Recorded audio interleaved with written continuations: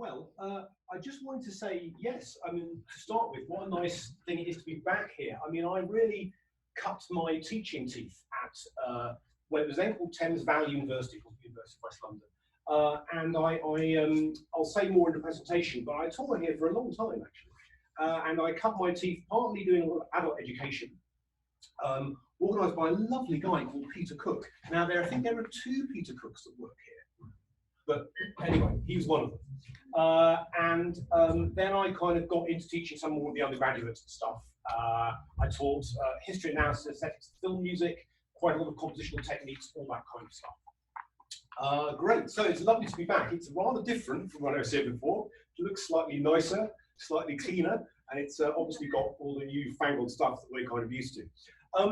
I have to confess, I haven't timed this presentation, but it's going to be a good hour, I think. It's going to have lots of music in it. I'll definitely make sure there's time for questions at the end. Simone, what is the normal length? I mean, is an hour okay, or a bit longer? Well, we usually do 2 hours. Oh, fine. Well, right, okay. So it's certainly not going to be 2 hours of me talking, that's for sure. It might end up being an hour and a half, in which case we'll have 30 minutes for people to ask me. You can have lots of digressions. Yeah, we can have digressions as well. Yeah, absolutely. Okay, good. My first point I want to say is this is not what we would call in the game a practice as research presentation. And I'll talk more about that in a moment. Simone's title, Meet the Composer, Tom Armstrong. I don't know if they're all called Meet the Composer, but this one is.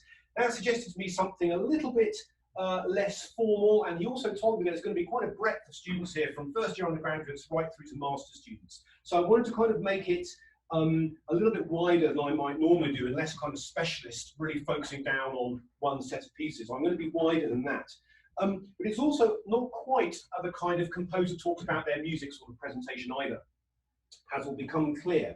The structure will actually make this clear, so I'm going to talk a bit about my background.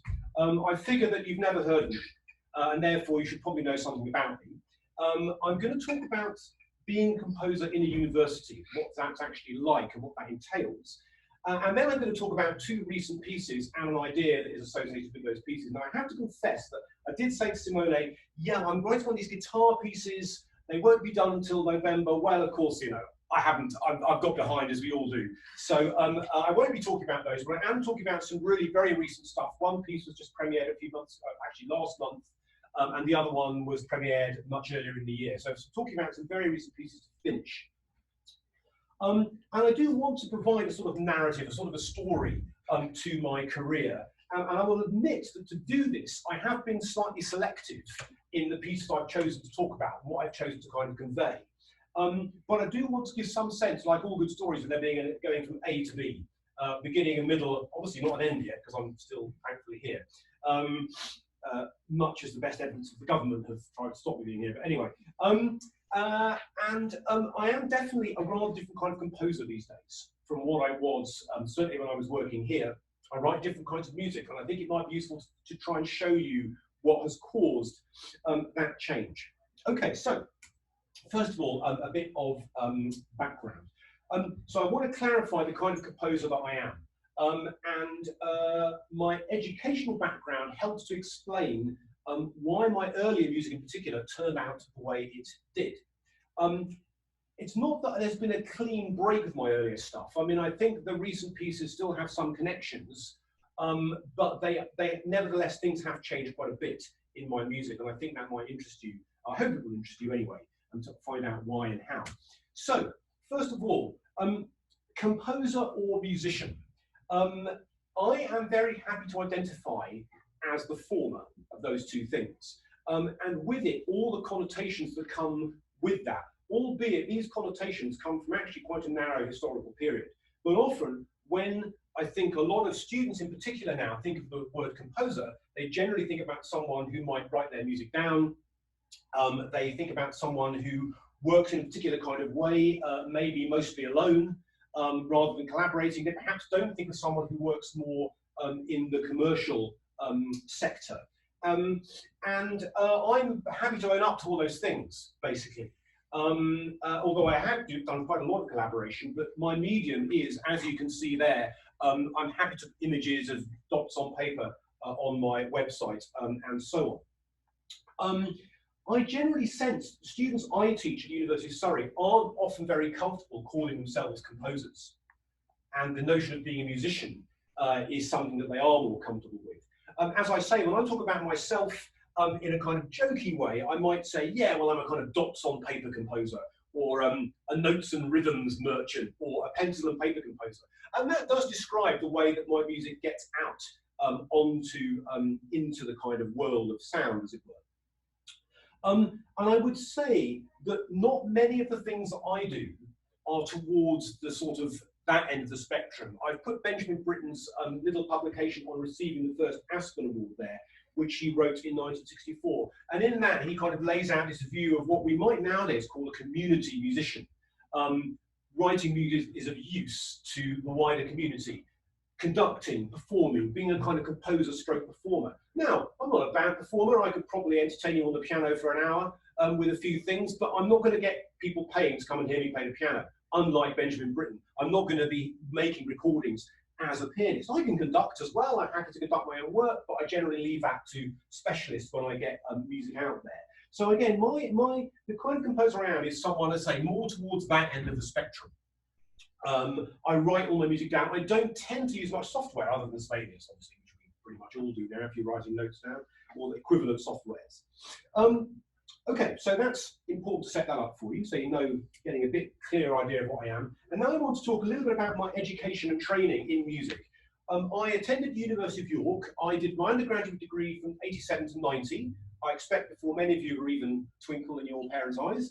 And then I did a PhD immediately after doing that. That wasn't because I was particularly brilliant, it was just because that was a route you could do at that time. And I did that from 1990 to 1994. So I was at York for 7 years. Now, the University of York is a very good university. It still is a very good university. And what's interesting about it is composers played a very significant role at the University of York. They didn't just teach composition either. They would teach various music history modules, what we might call musicology. And the composition had a very kind of composer-centered, the department, sorry, had a very kind of composer-centered feel about it, which is one of the reasons I went there.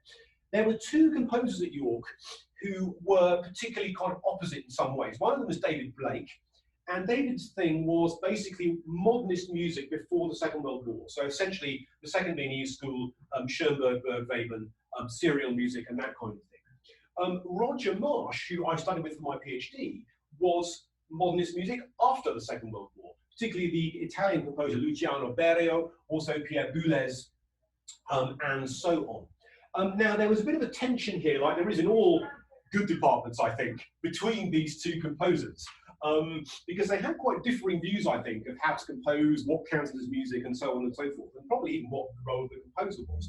I was very much in the Roger camp. And there was also a further tension at York between the staff and the students. And again, I think this is probably a good thing to have in a department, as long as it doesn't become really kind of negative, the students just going, what the hell are you doing teaching us this shit? You know, we don't want that.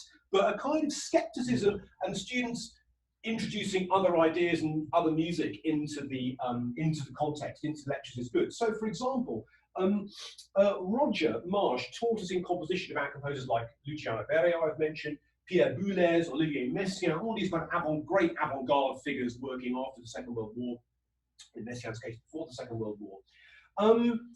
Students, though, in the class, and York was unusual in that first, second, and third year students can actually take the same modules. And in fact, we didn't call them modules. This is way before modules and all that kind of stuff. So I was in a class with Roger, and I had second year composers, third year composers, and some of these people were bringing in music by people like the Russian composer Alfred Schnittke, the Georgian composer Gia Kancheli, and concertos by Georgi Ligeti, who again is a famous avant-gardist, but in his later period, his music changed an awful lot, became much kind of folkier, interested in microtones, interested in non-Western music, and so on. I remember somebody playing Ligeti's piano concerto, and it starts something like, it starts with the figure goes, something like that. It doesn't sound anything like that, really. But I remember Roger saying, well, it sounds like Kate Bush Wuthering Heights to me, you know. So you have this slightly kind of denigrating attitude to this kind of simpler stuff that some of the students were feeding into the class. And the student interest manifested themselves in this band, which I was in for a while, called Icebreaker. They are a contemporary music ensemble, I guess you would call them a band. But it actually, we did try and think of ourselves like a band. We didn't really look like one, because we were all reading music frantically. But that was the kind of aesthetic. And Icebreaker champions a form of what you might loosely call post-minimalism from Europe and the United States. So this is composers like from Europe, the Dutch composer who died this year, Louis Andriessen. From America, you had composers ended were really quite young, Michael Gordon, David Lang, Julia Wolfe, all three who have now won the Pulitzer Prize for composition, which is pretty impressive. You had English composers like Steve Martland and Graham Fitkin. And the Icebreaker championed these composers against what they saw as a kind of avant-garde mainstream of composition. And actually, they weren't really rebelling against composers like Boulez and Berriot, I've talked about. It was more kind of a generation of English composers who are now probably in their 60s and 70s. People like Robert Saxton, George Benjamin, who had played a lot by a group called the London Sinfonietta, which is still around, actually. And Icebreaker felt they were kind of, you know, kind of more streetwise version of the London Sinfonietta kind of thing. It was all like rubbish, really. I mean, you know, we were kind of good, but we were a bit limited in what we could do in some ways. But the point is that, you know, I was in this environment where there was all this kind of stuff. I had all this influence from Roger, which is going on about how great Berriot was and looking at his techniques. And I did really love that music. And then there was this kind of much more kind of edgy, slightly vernacular music that Icebreaker were playing. It had elements of pop, it had elements of draw, elements of rock, I suppose, elements of jazz and so on. And so the thing is for me, as part of my PhD, was how to marry these two things. And when you do a PhD, you think of it as a kind of research project. And you might think, well, how on earth can you do a research project in composition? I'm not going to get into that debate. If they would please to know about, then we'll leave that to one side. But the point is that for me, that wasn't my project. I had Roger on one hand, Icebreaker on the other. How can I make sense of these things through the music I was writing? So this is a piano piece from the end of my PhD. I wrote in 1993, 94. It's called Dance Maze. It's the first of minute and a half, 2 minutes. And this I hear as a sort of fusion, I think, of the modernist stuff and then the more kind of icebreakery music. See what you think of it. I mean, these references may not be helpful to you. I don't know how much music you know yet. These figures are now very old, and that's fine. But I think you'll hear a kind of quite driving rhythmic sense to the piece. It's not groovy or funky in any particular way, but it's not as crazy as you might get from Boulez or Stockhausen. There's a kind of there's a sort of focus to the harmony, although it's not tonal, it's certainly not in a key. Anyway, enough of that. Here's what it sounds like. Don't know how loud it's going to be. Hopefully it's not going to blast your ears out, but it's quite a kind of bit of a clangorous recording. This is not a fantastic recording.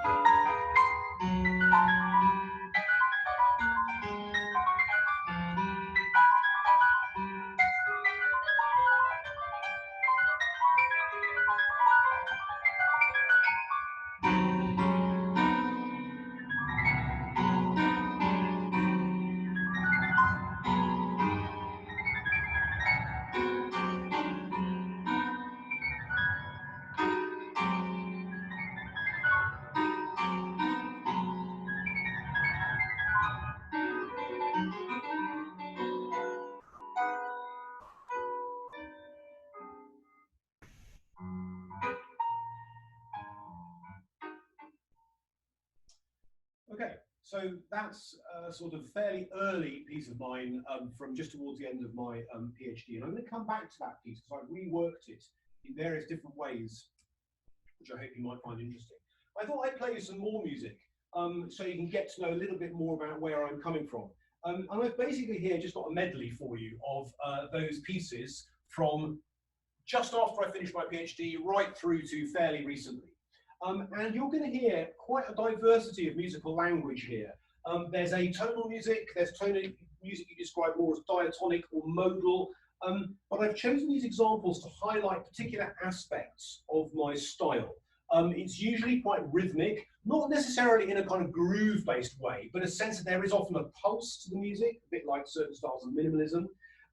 It's quite sharply defined, so often the ideas are quite clear. And actually, even in that piece, which sounds a bit crazy, there is this kind of tune, and it is like a theme.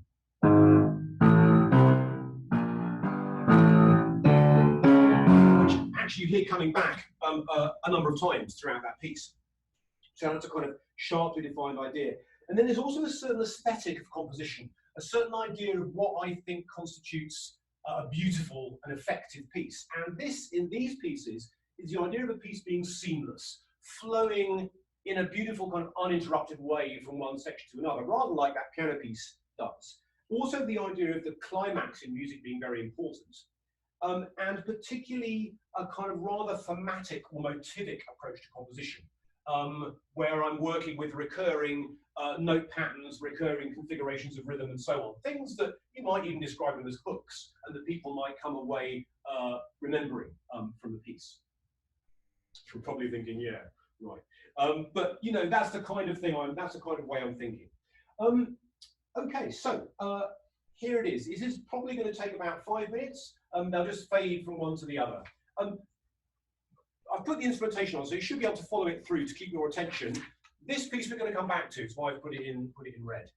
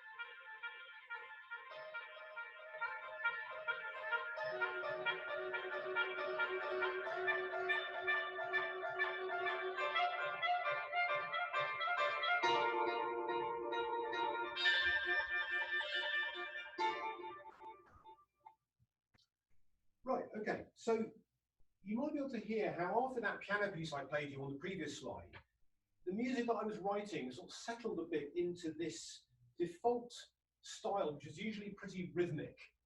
Certainly those last two pieces, you really can feel the pulse easily all the way through.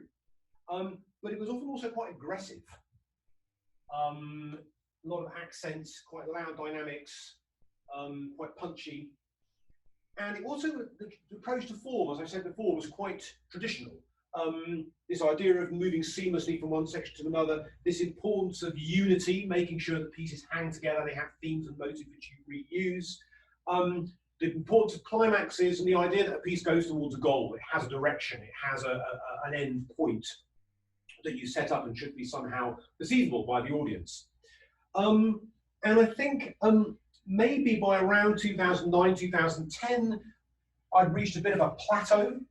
Compositionally, I was going through the same kind of things. I know those pieces all sound quite different, some of them, but there was a slight sense that I was sort of going over the same territory. So, as I said, the divertissement and dance plays are going to crop up later in the middle part of the talk. So we'll be coming back to those pieces. So, as I said,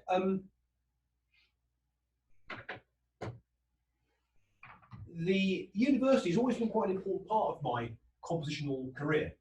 You know, it's actually basically how I earn my money. I don't earn hardly any money from composing. Having heard that, you might go, I'm surprised. Hopefully not, though. Now, my first experience of teaching in higher education was here, as I said. In '97, I taught a 20th century music module to students on the humanities BA that was currently going on then, with Alan Moore, who's gone on to become a very, very distinguished popular musicologist. You will no doubt be reading some of his books on your course in any pop modules you're doing. Then from '99, I was given a post associate post teaching in history, analysis and aesthetics of film music to master students at what was then TVU, Thames Valley University, not University of West London. And I then taught on a number of other masters modules. I taught undergraduates harmony techniques, those kinds of things, and so on. Then I had a couple of stints at Brunel University, again doing part-time kind of stuff, doing one-off modules, mostly in composition. And then I started as an associate lecturer at the University of Surrey, which is not that far from here in Guildford, in 2001. And I've been there ever since. I'm now in my 21st year at the University of Surrey, God help me. I became full-time in 2010. And that was quite an important point. A lot of things changed when I became full-time. You two will be going, yeah, I think I know what they were. And I will going to come on and talk about that, actually, probably in the next slide. Yeah. Okay, now, this slide is a timeline, as you can see. And to be honest, this slide will be slightly more meaningful to members of academic staff. Some of these things like the RAE and the REF, they will know, it probably sends cold shivers over them. And this is showing my engagement with this idea of being an academic research-based university. Now, I don't know how University of West London sells itself. Surrey sells itself as what it calls a research-intensive university. So everyone lecturing there had better be producing world-leading research or else. I'm putting that in a slightly flippant way. But the idea is we've got to be kind of finding out new stuff. And for composers, this is sometimes a rather unnerving thing, because the kind of composer I was, it was being a composer was about writing music for people to play. The new stuff was the next piece, the next commission, trying to get it. It wasn't, what am I saying about music in general, and how am I changing it? I didn't think about those things. When you start getting into an academic environment, you do have to think about those things in some way. And so this shows my kind of engagement. The bolded bits of the slide are encounters with colleagues at Surrey that drove my process in various ways, sometimes not that great. The first one was actually with Alan Moore in 2006, who's head of department then. So he'd come from TVU to Surrey, and that's how I got involved at Surrey, because he knew me. And we were, we used to talk about my career and where is it going and how can I get further up the academic ladder and all that kind of thing. And Alan said, well, the thing is, Tom, I think you're going to have to develop a sideline in musicology as well as your composition, because musicology is what is going to, that's what the academic world understands in music. And I was like, and I didn't do that. I didn't become a musicologist because it's not my forte. But I did start to think, okay, is there a project I can do that somehow links my composition? And that's one of the reasons I started getting into collaboration, which I'm not going to talk about much today, but that was something I started to research in a little bit around then. The next one was frankly a pretty awful encounter where I was just in the bar after a day at work with the head of department. And I was talking about, I'd just become full-time. I was talking about how I think we'd gone to a meeting about research. He said, yeah, you better do some research. And I was like, well, what do you think I've been effing doing for the last 12 years? I've been composing, and that was a really kind of negative experience. The next one in 2011, that was the first time that anybody said to me at Surrey, this is how you can go about playing the academic game. That sounds cynical. I'm not playing a game. I hope I'm adding a little bit, very small bit, to the academic world. And he said, look, you've got all these pieces, you've got ideas, you've got things you want to say. Put something in for a conference, do a conference paper, do a conference presentation, start developing new ideas. And that's what I did do. I did loads from about 2012 to 2014. I must have done almost a dozen conferences.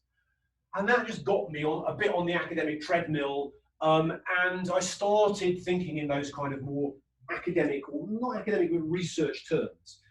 Now, what's might be interesting for you about this is the coloured bits of the chart, green, blue and red. And apologies if anybody is colourblind or has other colour issues. These are three separate streams of compositional work. So different pieces. We've heard some already. Divertissement there. Dance Maze is the piano piece I played you earlier on. And these streams of work gradually kind of coalesced into a CD that I produced or was released in 2018, which I'll talk about in a moment. But what's a key change here is a reduction in my output as a composer. Now, this is not only reflected on the fact that, as Simone and Litha will testify, being a full-time academic is extremely hard work. And you've got things coming from multiple angles. You've got lots of teaching, admin, and of course you've got to do your world-breaking research as well. And you've got to bring in multi-million-pound research grants too. Fourth thing. There's that, of course, but there's also the sense that when you start to be a composer in an academic institution, or at least as part of an academic institution, your output, I think, does slow down. Because the idea is, you're thinking, what opportunities and projects are worth me pursuing in relation to their status as research? If I can get an interesting idea out of this project, a conference paper, maybe a bid for some funding, it's worth me doing. If it's just, in inverted commas, big inverted commas, if it's just another piece, I'm not going to bother anymore. Okay? So it's not, it doesn't go now to chasing the commissions, because I've got a reasonable salary. Academics aren't badly paid. I mean, we're not amazingly well paid, but we're not badly paid. So that takes the financial pressure off. So it's a case of thinking, okay, well, what can I make use of in research terms? And that's why the output slows down a bit. So I said these coloured strands coalesce into this CD. So that's the cover of it. It's a gathering together of the pieces, as I say, the coloured strands on the previous slide into what I would call a project.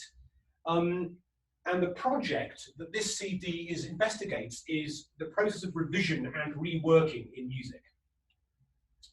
And essentially, what I'm doing in this CD is I'm presenting my thoughts, or in research terms, you might call my findings, in musical form. I'm thinking about revision and reworking my music. I'm writing pieces that investigate that technique and use those techniques. And the CD is my last word on the matter, or my last word at that point. There's a written element as well, because the nice thing about CDs is they come with little booklets. So in the booklet, I wrote a little essay about this idea of revision and reworking, and I established the idea of having a continuum. At one end of it, you've got revision, which is essentially replacing a piece with a slightly better version. At the other end, you've got reworking, where you're taking the same material, but you're recycling it. You're putting another version of the piece out there, but not replacing the old one.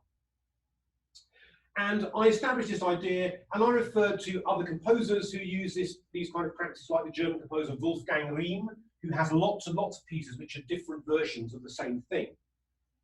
So it was quite interesting, because under the importance of what I might call the research imperative, the CD changed from what you might call just a compilation of my best bits, okay, to use Strictly Come Dancing terminology, my best bits, my highlights, into the composer's equivalent of a book.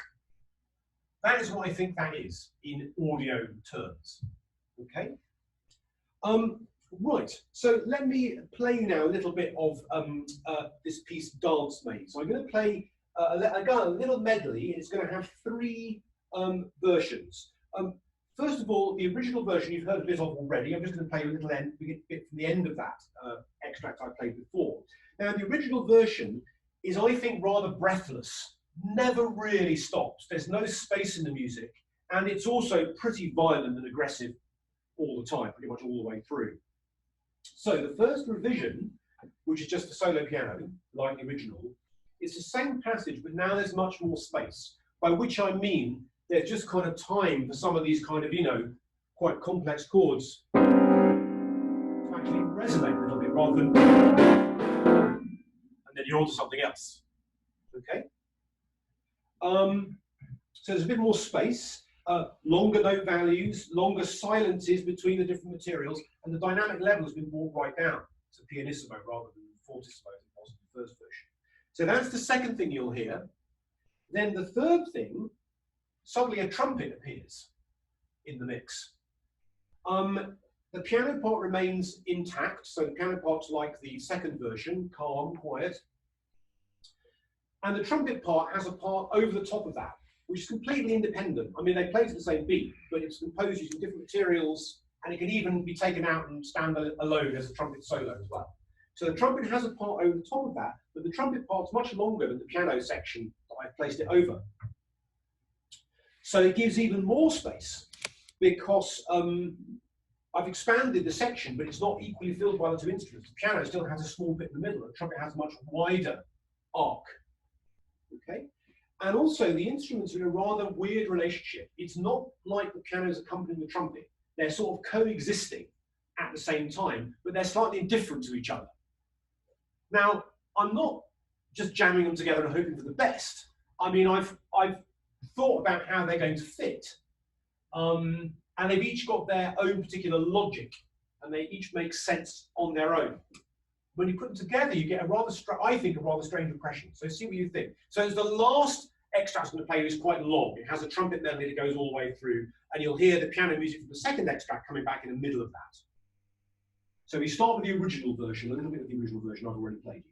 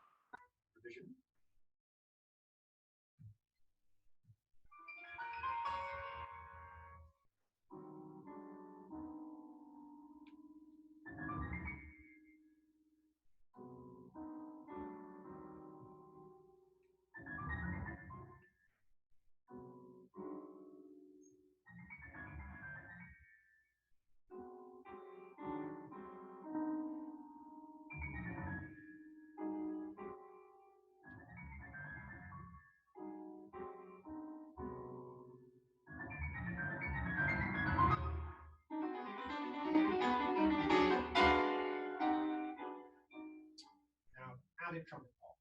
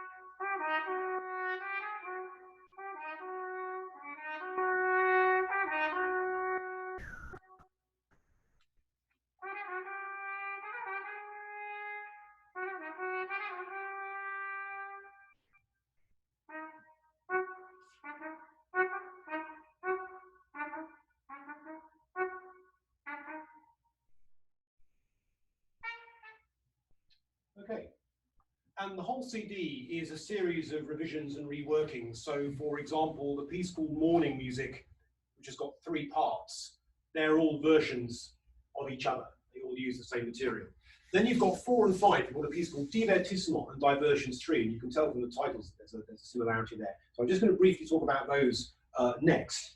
Now, Divertissement, try and remember back to that harpsichord and electric guitar piece that I played as part of my medley. There, it's a score of the revision of that on the left. What I'm going to play you first is a revision of that piece for piano trio. So by revision, it's something that replaces the original. I decided that I'd never been satisfied with that original electric guitar and harpsichord version.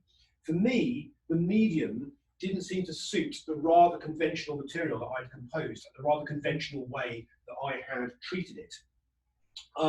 And it's actually that sowed the seeds, this whole idea of working with revision. And it was my good friend, the composer Rob Keeling, who suggested this. So I'm very indebted to Rob for putting me down that path. It's yielded a lot of useful music and ideas. So the more interesting comparison, though, is between the piano trio, so that's this version here, and the version on the right-hand side. which is in this version for electric guitar and cello. It can actually be for electric guitar on its own or electric guitar and any other instruments. And what happens here is the continuity of the left-hand version, the trio version, is disrupted. It's made much less smooth, much less determined. I don't have any control over the order in which they're going to play those fragments on the right. So material that previously here was fixed into these kind of rigid bar lengths we're so used to from Western notation is now kind of exploded all over the place. And the whole piece, which I'm only going to play the first couple of pages, is actually structured like a kind of list. So one page, I'm talking about the 2015 here, one page of that is one structural unit of the piece. And the page is never repeated. So the piece is like a big kind of list, rather than the sort of more traditional sense in this one, where we often go back to themes we've heard and they're transformed and they come back with different characters and so on and so on, very kind of 19th century. So I'm going to play you a link of these two, starting with the piano trio, and hopefully you might remember a bit of the harpsichord and electric guitar, and this is very much a kind of transcription of that. And then we'll go into the second page, and the second page is all based on this material here, and then when we go to this section with the little ornaments, I'll play that section as well. And hopefully you'll be able to hear a relationship between the left-hand page and the right-hand page.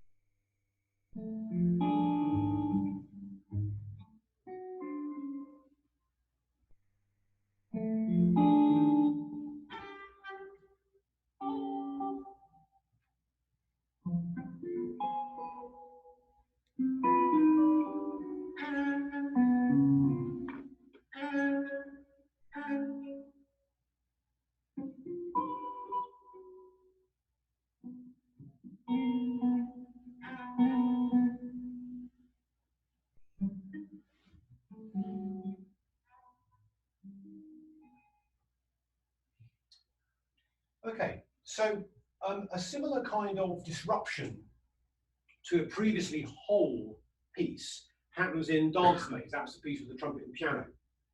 Because in that version with trumpet, the different sections of the piece, of the piano piece, are broken apart. And they can actually be played in any order. And aesthetically, this is quite a big change from the pieces I played you in that medley previously. We've now got the idea of what's known as the open work, which is a thing that goes back to one of Simone's compatriots, Umberto Eco. And this idea of the open work, which can exist in different orderings, different configurations, has kind of replaced my previous use of structures which were pretty much fixed as far as you can do in Western musical notation. And there's also in these pieces much less insistence on climax as a way of organizing music. The music's rather more still. The blogger Simon Cummings might refer to it sometimes as steady state music, which has something in common with ambient music. And particularly, there's less insistence on climax that transform material, that take a theme from one state to another. Now, the thing is, none of this is particularly new. The open work's been around since the 1960s, at least, but it was new to me.